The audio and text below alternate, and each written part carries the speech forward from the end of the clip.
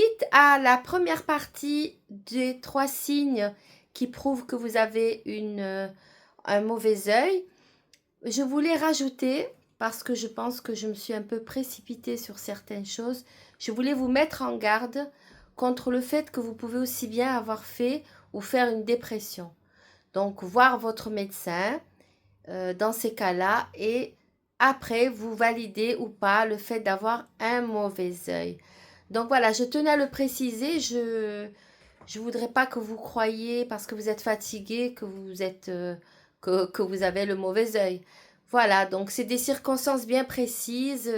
Il faut bien vérifier avec ce que j'ai dit, que ce soit vraiment dans le cas d'un succès soudain, que vous soyez extrêmement beau, belle, ou que vous ayez eu des waouh qui soient puissants comme ça avec de la jalousie.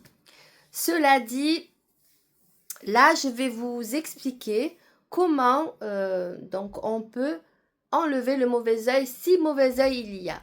Donc, il y a la pierre d'Alain qu'on peut faire brûler et là, on voit des bulles. C'est censé être des yeux qui éclatent et là, censément, le mauvais œil éclate et il disparaît. Il y a aussi le sel. Je ne vous expliquerai pas exactement comment ça se fait, mais disons que le sel, oui, parce que voilà, j'ai été, je voudrais faire attention parce que s'il y a des jeunes ou des gens un peu fragiles qui peuvent refaire certaines, on va dire, recettes. Donc voilà, je souhaite rester un peu plus discrète sur certaines façons de faire. D'ailleurs, récemment, j'avais posté une vidéo où il y avait une certaine pratique qui était vraiment pas belle, donc j'avais carrément enlevé la vidéo. Voilà, c'est pour vous dire que je me soucie de votre bien-être et tout ce que je dis est à titre bien sûr informatif.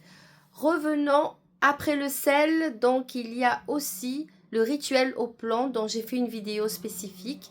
Il n'y a pas tout parce qu'il n'y a pas les choses qu'il faut dire, les rituels verbaux qu'il faut dire.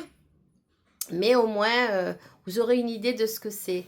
Voilà, je tenais à faire cette vidéo pour rectifier et pour vous dire que ne voyez pas le mauvais œil partout, mais faites attention quand même, parce que le paranormal n'est jamais bien loin.